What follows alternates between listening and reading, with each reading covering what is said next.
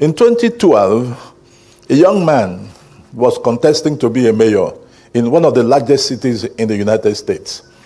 And I was speaking in a particular church, and he walked in. And the pastor asked me to just give a break, let the guy come and make announcements and do his campaign and walk out. I looked at him. I was a guest. He's the owner of the church.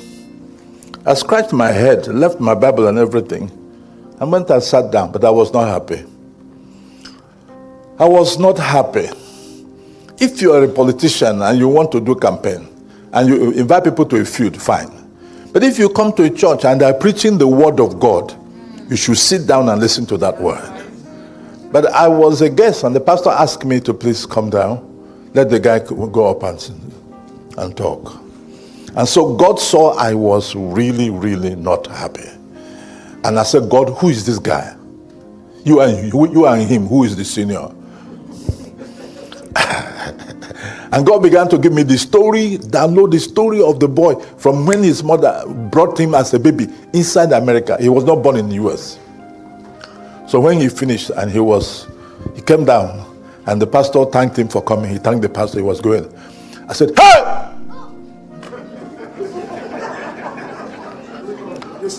Excuse me. I intended to do that. I said, please come back. He said, who? I said, you. Since you are not afraid to ask somebody preaching the word of God to stop, it's because God has spared your life and didn't allow you to be killed. That's why you could treat him that way. I told him the year the mother brought him in as a baby, and nobody was willing to receive him and the mother because they were like beggars. It was a missionary who took them in, and the church raised him, paid his school fees. And he grew up and he forgot the God, he forgot the missionary, he forgot the church. And I said, no, many things that about his upbringing and the things that he had messed up with.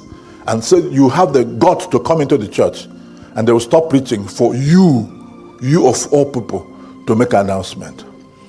God said, I shall announce to you, you will fail. You will not get that office. All right? You can go.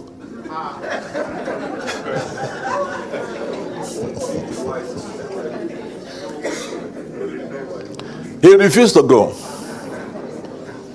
And he was sweating, and suddenly he started crying. He came back. I said, no, you have done your job, you can go. He knelt down. He said he's sorry. I said, then you should talk to God. It doesn't concern me. Do I know you before? It is God who told me the things I just said now. He said, nobody on this earth knows those details except his mother. Even his wife doesn't know. That he's very sorry. I said, okay, you can go. He said, no, please. I should ask God to forgive him. I said to him, you are broke. You know it.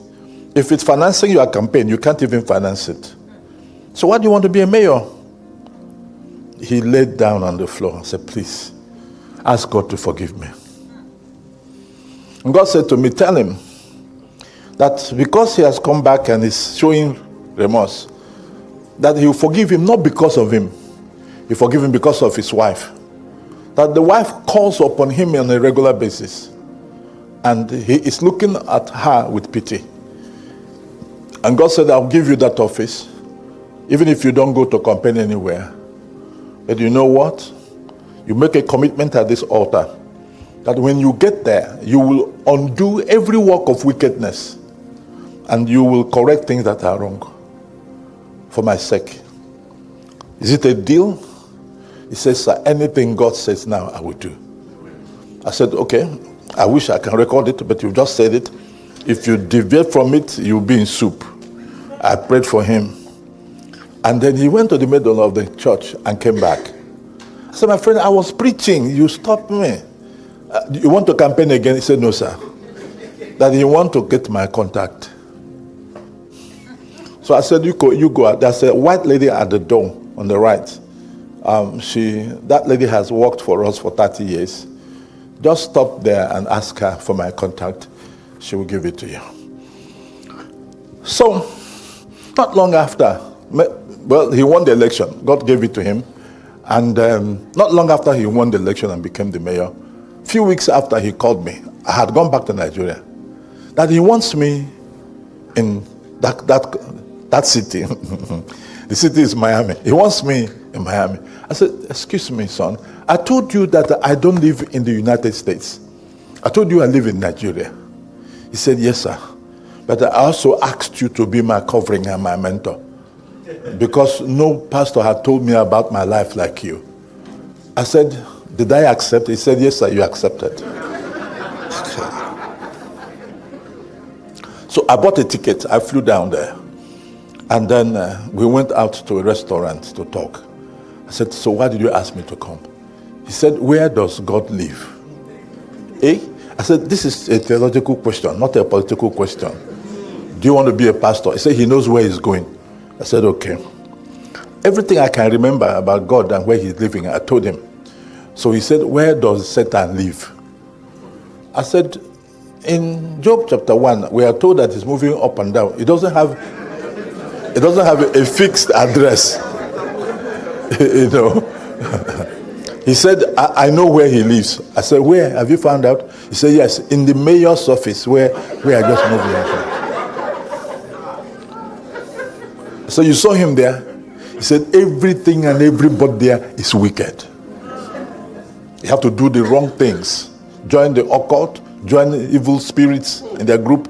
You have to do everything wrong to be there. So it's okay. You know how you got there. That those wicked people didn't put you there. And you made God a promise. Let me remind you. Fire all the wicked people. You have the right. If you can defend it and you can investigate and find them and convict them, fire all of them. All of them. Check Christians who have not have their raise for a long time. Their promotion has been delayed. Raise them to where they should be. Fire all the contractors. Get decent new contractors. And you see, they're in charge of 2 international big airports in America. You know, and all the revenue come to his office. Fire them and then bring in new ones. He said they will kill him. I said, look into my eyes. I said, can you kill God? He said, no. I said, why? He said, he won't even find where he lives.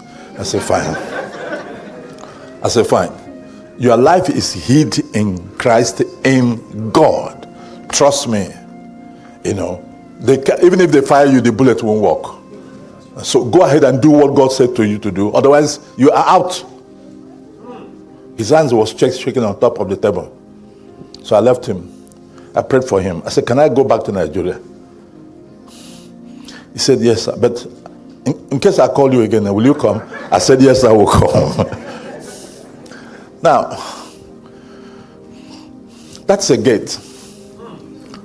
In a big country, as large as America, that have 51 states, and there are some states are big like Florida, a city, a big city like Miami, is bigger than some countries in Africa. The mayor is a major gate. So he went back to the office, set up a committee. They should investigate everybody's existence in that office. That sent a shock wave, because this man will find out things. And as he found out things, he started sacking them. To his surprise, instead of them killing him, they became tender. They became repentant. I told him that it's not genuine. You know, just go ahead and do what you're supposed to do. That the Christian and the godly people who were not, Mama, can I ask Baba to come? Baba Malaya. Let me ask him to come. Rev. Malaya, my friend, come here.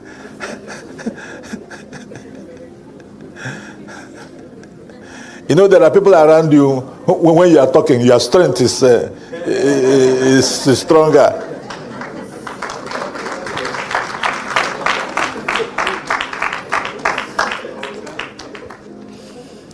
So he did that, And in America, there's nothing you do that is hidden. The records were going everywhere. So he called me and said, yes, are you asking me to use my money again to fly? Because I refused to collect anything from him. He said, they are threatening him that he will not come for a second time. I said, are you the one who put yourself on the first time? Excuse me, how did you go there by God and you want to return there by human beings? Forget about second time. Forget about second time. Tell them you're not coming back. That you will disarm them. He said, okay. And he never called me again until he finished his second term. By the time he was finishing his second term, one of the biggest corporations in New York asked him that they have been following his record and they want to pay him 10 times his salary as mayor of Miami if he can come and handle their corporation the way he handled this office as a mayor in Miami. Of course, quickly, as soon as he handed over, he left for New York to take that position. So I called him. I said, now that you are the chief executive of this corporation in New York, am I still your covering and your mentor? or have you sacked me like you sacked them? But the issue is that certain offices are gates. Even the office of a mayor. And so when I see the wicked take the office of the mayor in UK, it may be normal for you. But for those who understand the meaning of gates, it is terrible. It's terrible. So, we're talking about gates of influence. Every gate has influence. All the gates. We had a seminar recently called Deborah Rose. After that, one of our sons from South Africa flew in to have a workshop for business people. One of the men that were resource persons was from the north. And he says he works for a man who never went to school, but who is one of the billionaires in Nigeria. That his warehouses and offices are opened by the head of states in Nigeria. How did you become that? That an immigration officer ran into trouble. That he discovered that if you run into trouble, you find somebody in trouble, help the person out of trouble, he will help you. So he helped that immigration officer escape the law, and then the immigration officer now made him an exporter of something he didn't know about. And so he was going to Kaduna, to Kano, to everywhere to get that thing and export. And he was making money.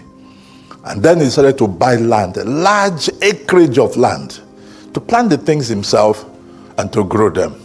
Today, he's the third largest rice grower in Nigeria. He never went to any school. So it was in his office that teachers were coming to teach him. So he can sign his signature and then write some letters and understand. And he employed professors and doctors who were teaching in universities. He paid them 3 times the university salary. And they're working for him and heading the different departments there. The man was talking himself. He was this Dr. So-and-so, a former lecturer in so-and-so university, working for a man who didn't go to school. Okay. Why? Because the man who helped him was occupying a gate, an immigration man, and helped him build a gate, the help of the gate of finance, the help of economy. Somebody wrote a book recently, and he called them 7 Mountains of Influence. All right. So if I should follow the 7 mountains, you all know them. Apostle Boyega is saying that I should talk about how you have access to the gates of influence. All the gates. Whether it is a spiritual gate, or a political gate, or an economic gate, or a media gate, a social gate, or health gate, or entertainment gate, or education gate, or academic gate, or family gate. They are all gates. My wife spoke yesterday about the family. It's a major gate. It's a major gate into the lives of everybody who lives with you. Because it's in your family that they watch those movies. It's in your family that they are indoctrinated. It's from the family that they get teachers. It's from your family that they have contact with the paint man and the maintenance man who come to your house who shouldn't have known them. And we know many children who are damaged because somebody who comes to paint, do plumbing work, that taught them pornography, taught them homosexuality, taught them wickedness, initiated them into witchcraft. Your servicemen who come to your house was the gate, where your children were destroyed. So there are these gates, and each of them is a gate of influence if you have access and power to get into them. I know that if we had one governor here or two, that one of them is able to say to Apostle Bohiga, what's the budget of this retreat? And it doesn't need to touch government money. They have what they call security vote. And they're not supposed to give account of that to anybody.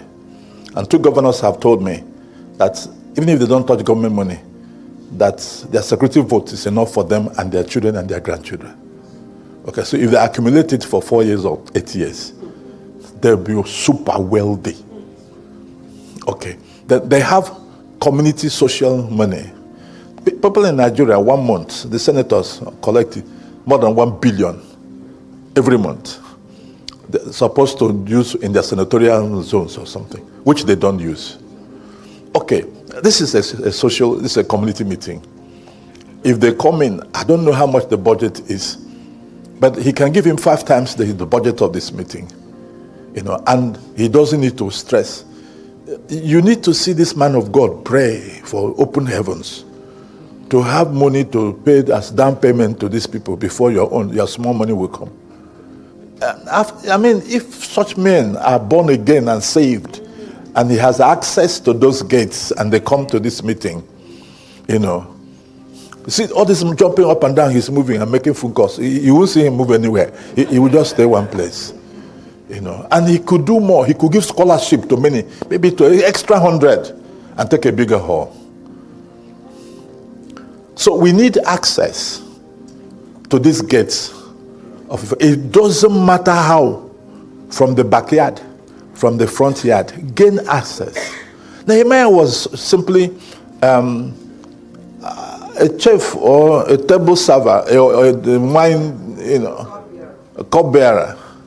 And then the king said, why is your countenance like this? He said, the walls of Jerusalem are down and the gates are burnt with fire. Is that your problem? Can I help you? He said, then he was praying in his heart that this man shouldn't kill him. And the man said, I can help you. Give me a list of what you need. He gave him a list. The man gave him more. He gave him all the money he needed, and he gave him soldiers. And then he wrote letters to all the provinces around, supply him timbers, supply him everything. In 52 days, they built the walls. And the man who was a cupbearer became a governor. Why? Because he had access to a gate. The king of Babylon had access to the gate. No matter what a little thing you do, look at Daniel.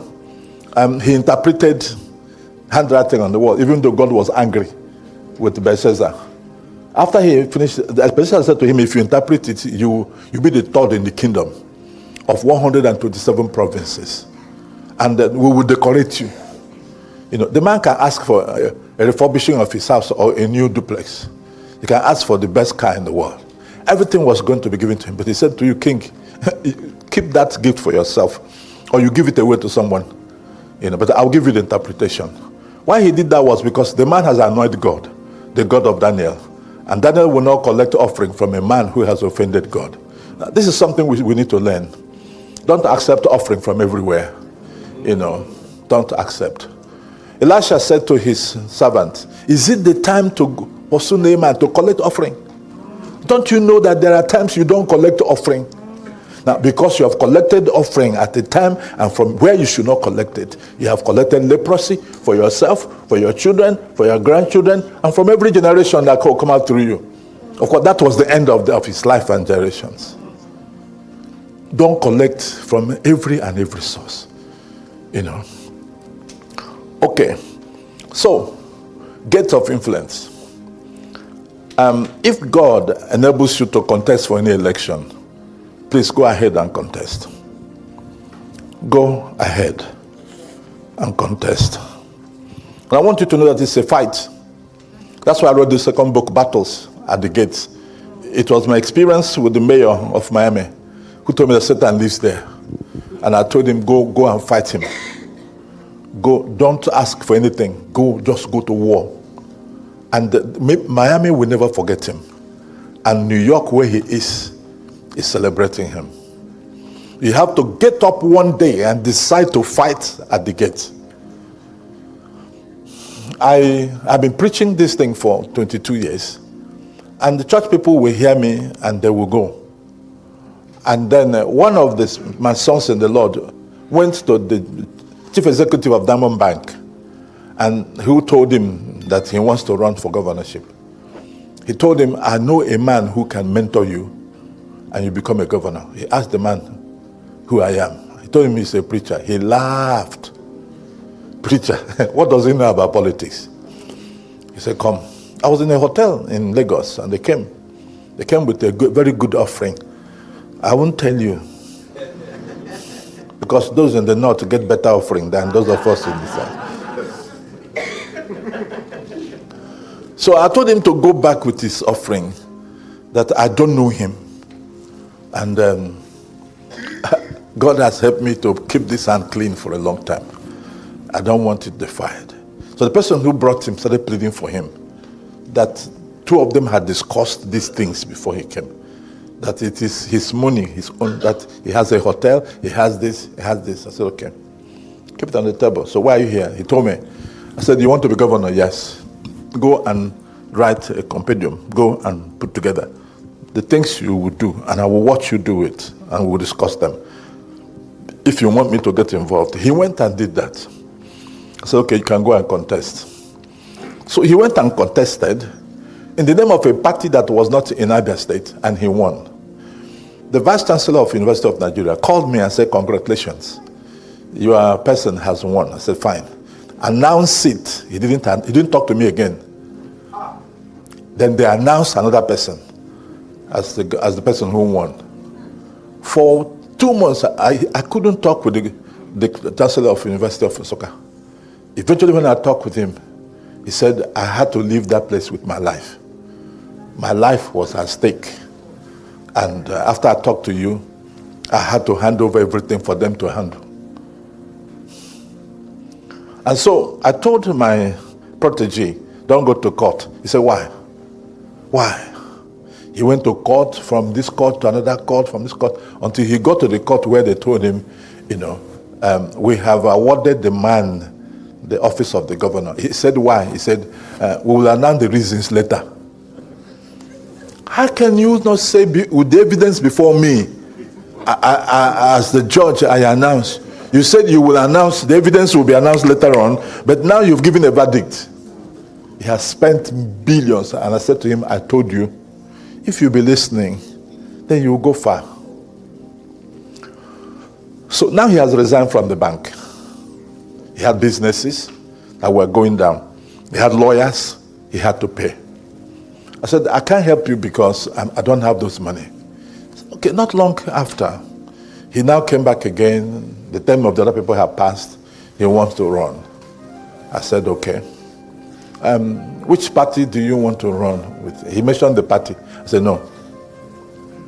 He said he has to go with a winning party, a ruling party, and run with their platform.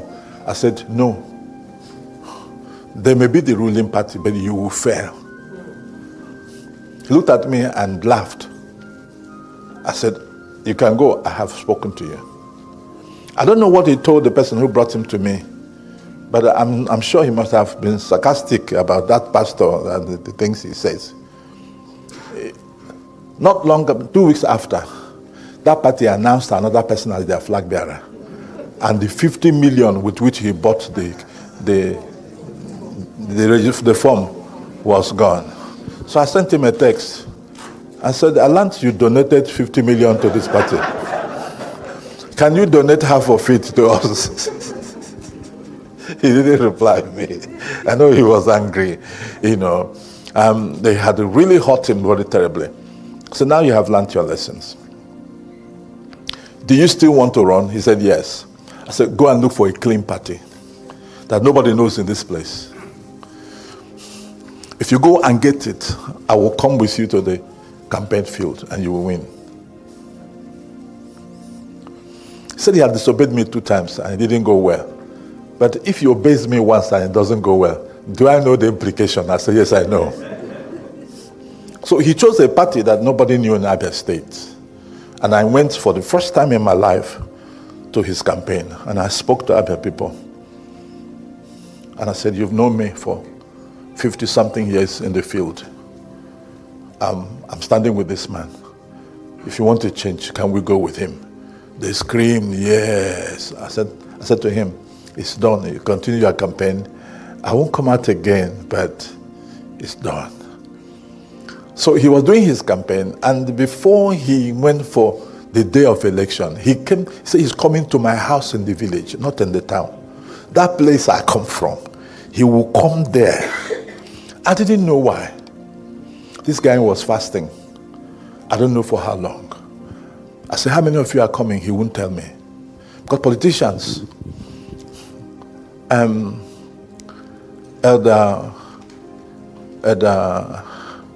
Amalaye will know. They go with the crowd and they don't know the number of the crowd that follow them. So he couldn't tell me the number of people I should cook for. I called his associates. They said 18. They said 36.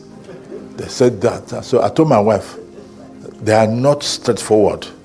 So my wife went and cooked for how many? 150. 150. All right. So on that day he came. He told me he's been fasting. He told God he will break it in my house. That if he's my God, that he has to choose to be his God. And I have to raise an altar for him to go out. The politicians were on the ground floor. I took him and climbed up to where my bedroom is. Went to the parlor upstairs. And him and the wife knelt down. And I said, have you eaten today? He said he had not eaten for some time. He told God he will close the fast here. So we prayed, raised an altar. And I almost cried. I don't know him to be that ardent Christian. But whoever that man brought him to me, told him, if you have to walk with this man, you have to believe in his God. So we finished praying. They washed their hands upstairs, used the bathroom, and came down and ate. And the next week he went to the votes. And he won, landslide victory.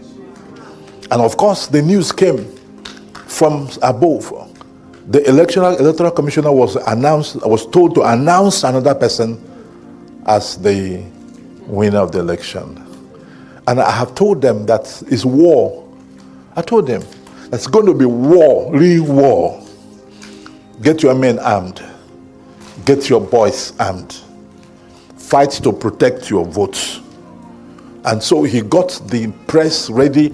He raised towers. He did everything ahead of as the voting was going on. And I said, get your result. Announce them. Don't wait for INEC. And so, as the results was coming from booth this, he will announce booth this. This is the result. Booth this. So if you calculate the thing, he won. So if you announce another person as the winner, you will be in trouble. And then the people who want to rig the election held the electoral commissioner under gunpoint. Alter the figures, otherwise you're gone. Unfortunately, she was a Christian. She's a Christian woman, a pastor. She said, you're wasting your time. I died and my life is hid in Christ in God. Kill me, I'll go to heaven.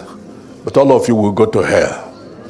So they were persuading him. They brought money of different sizes and gave to him. Meanwhile, there were people among them who were for my protege, and they were giving him information, and he was announcing it. The press was announcing it, and the man the woman they want to kill said, "I have been told by so and so up there to announce something different." So something that was supposed to be secret, she blew it up. At that point, they allowed her, and she announced the result. That guy is the best governor in the whole country. Because I gave him condition, like I gave the mayor. Don't accept any title. Because any community they go, they say, you come, you are chief this, you come chief this, you are emir of this, you are oba this. Don't accept any title while you're in the office. Don't accept gifts. And for 2 years, I said, don't borrow money. For 2 years, he has built roads, built bridges, building an airport, and it's building Radisson Blue in Aba, for a hotel that was abandoned in the 70s, and he has not borrowed one dime from anybody. And so I met with him before I just came last Sunday. I said, so do we review our guidelines? He said no, that he'll try to keep it as much as possible until the 3rd year, and then he'll start politics.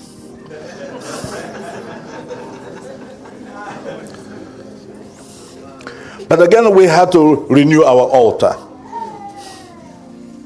We had to renew our altar. We had to rededicate him to the Lord. We had to shield him.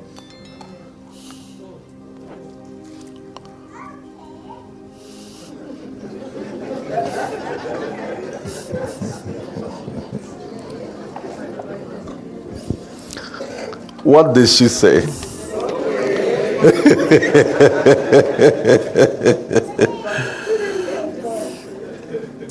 So you need to start early to raise people to that place of influence.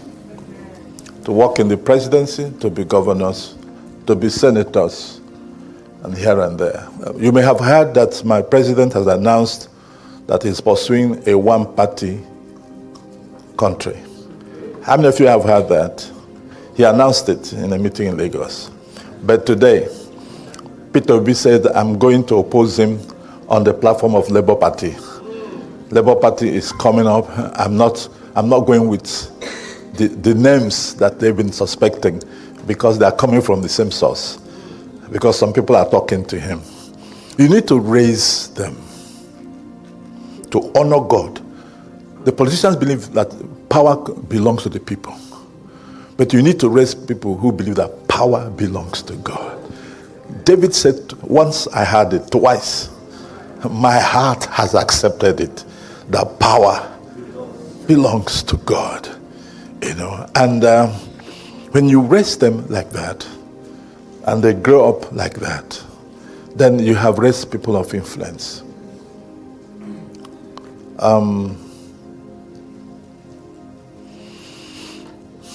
My wife has a daughter in UmaUkpai, and this girl works with us in MPN.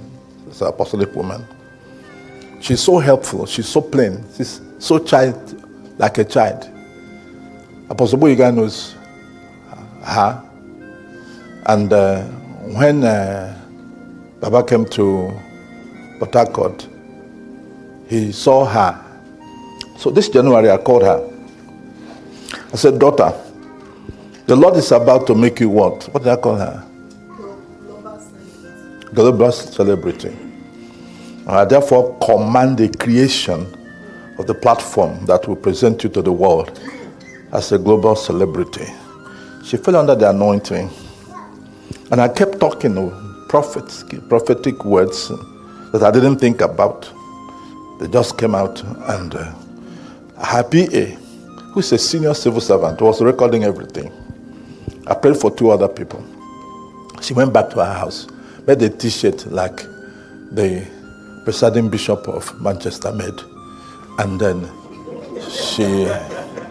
she wears it, and all her people wear it, that she's now a global celebrity.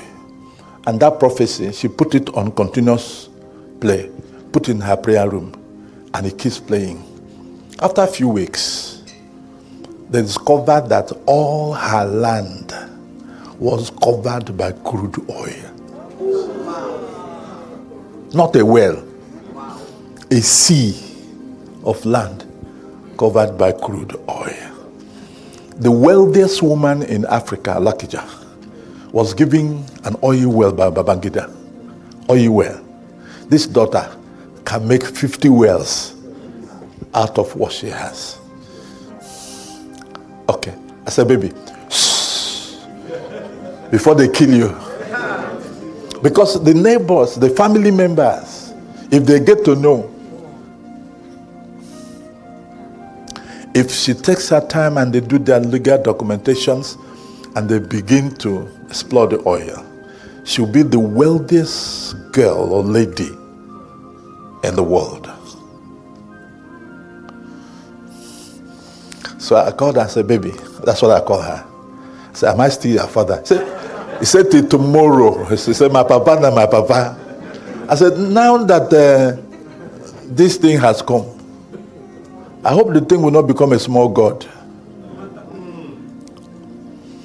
Raise them to know that all power comes from God.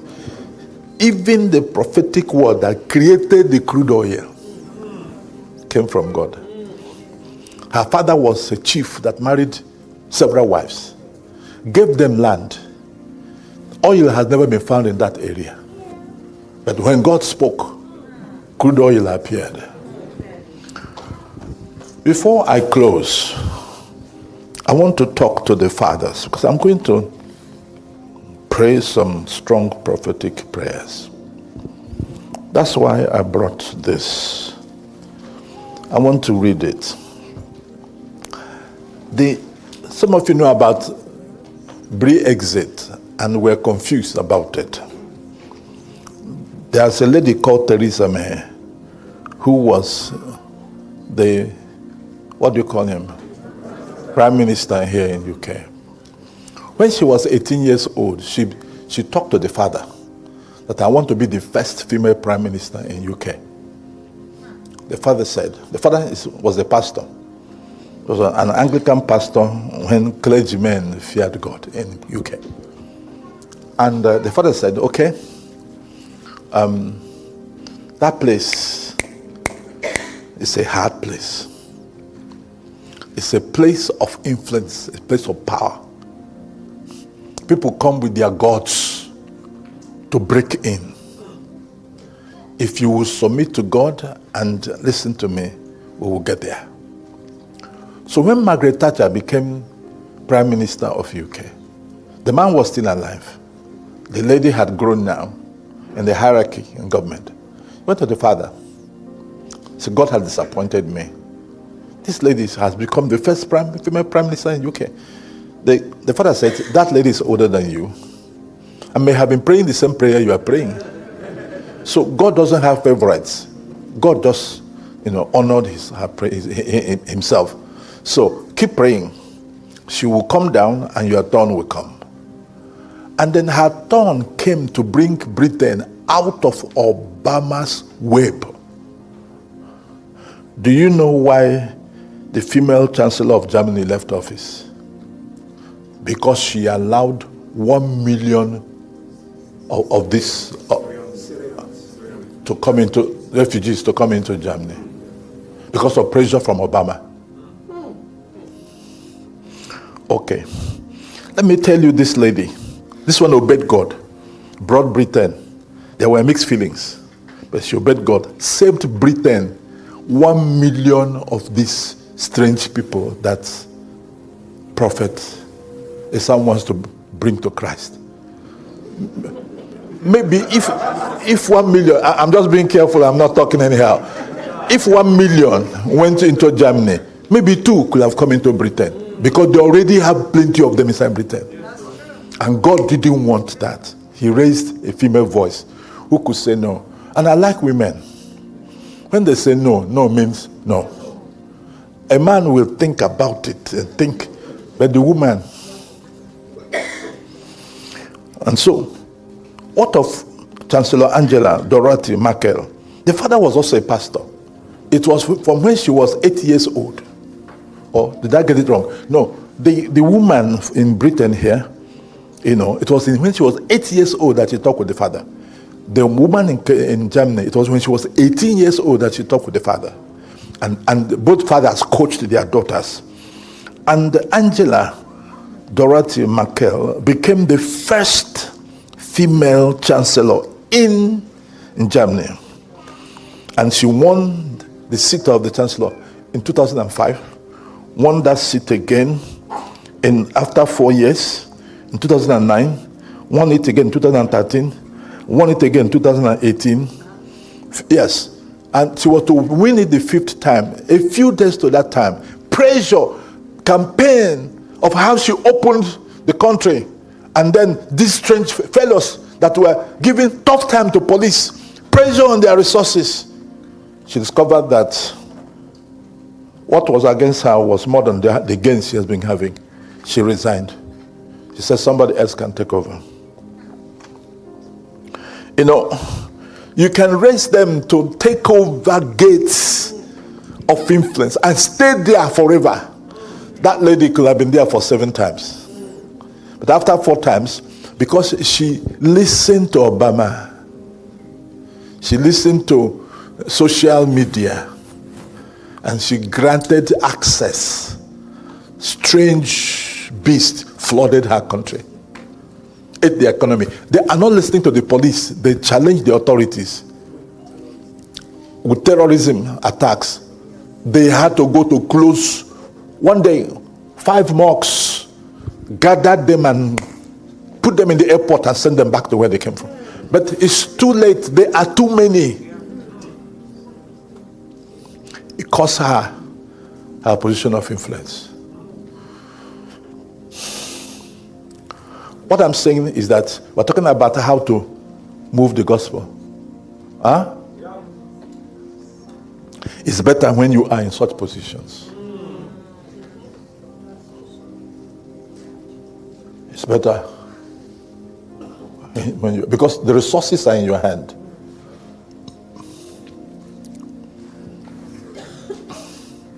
So seek to get into there. How did the Naaman get healed? That a house girl to his wife said to the madam, tell Oga, there's a prophet in Israel. That prophet can heal leprosy. Make Oga try. And Haman listened to the wife, who listened to their maid. And then he came to meet Elisha, who asked him to go to River Jordan and bathe 7 times. And the man went cleansed. But who was the contact? At that time, Syria was stronger than Israel. And the Syrian president had written a letter to the president of Israel. He said, now take note. When this man comes, make sure you heal him. And the Syrian president said, see me, see trouble. They are looking for another way to come and invade us. Why is he talking to me like this? Am I God that heals people? And before the people, he tore his garment, which was one terrible way of the Jews showing disgust and pain. Somebody told Elisha said to the king, send the man to me. And when he sent him to me, that was why Elisha didn't come out. You insult God, you have insulted my king. I'm not coming to receive you. He sent a servant, tell him to go to River Jordan. And the man was so infuriated, he couldn't even come out to greet me. Yes. Again, don't insult God's servants and expect them to honor you. It doesn't matter who you are. Tell him to go there. If he doesn't want, let him go back with his leprosy. He went there and was cleansed. He came back with money. He wanted to say thank you. Elisha said, tell him to go with his money. Tell him to go with his thank you. That was why Gehazi got into trouble. He asked him, is it the type of time? It's not that we don't receive gifts and offerings, but there are some you don't receive. You don't have discernment. So, I just mentioned about this woman from Germany, and then how she left. The father was alive when she was sworn in, was alive when she won 2nd time, was alive when she won 3rd time, and the father passed on. And then he won the 4th time, and then he did a stupid thing, and then he was kicked out. There are other men like them whose fathers, coaching and instruction helped them help them. When you hear about this man in America, the black something civil rights leader, his father was a pastor, Martin Luther King. His father was a pastor. And when black boys were saying, they made us slaves, they didn't allow us to do this and do this, the boy went to school. He went to university. He graduated. He came out. For 13 years, he was the civil rights leader in the whole of America. And then he was heading to become president when they assassinated him. The father raised him. He changed his name to his father's name. Fathers who are here, are you in love with your children? Did they love you to the point they changed their names to your name? Have you influenced them? Have you impacted them? Have you impacted into their lives? You know, he could have been president of America, the first black president. The father tutored him and mentored him. I don't know what you raise your children to become. Maybe you raise your girls to know how to do domestic science and then cook for their husbands. And that's all you raise them to do. Apostle Boyiga knows me, Yinka, John, my daughter, okay, in London. We'll be going to see her. When the children were small, I sat down with them and I talked to them. That's what Prophet Baba did with his children. You will study this course because of this. He told me that in Port Harcourt. It's not true. So I sat down with those students a long time ago. And they've grown now. The youngest one, called Nathan, studied law because I asked him to study law. And it was for a purpose. Now he has graduated. The people around him don't know what he will do with the law. So they're asking him to write the application to be a secretary in a clerk in one office. I told him to hold on, I'm coming. What did you help your children to choose as a career? Abamoloye taught his children to choose his line and they are growing up as great prophets, apostles. He chose them and they are radical in their... Can you imagine where you went to marry for his son? And the boy left him there because the in-laws, their motto have flat tire. I have never heard that before. The boys who want to marry, tell them Jesus is coming. They say after their marriage, after their wedding. Fathers,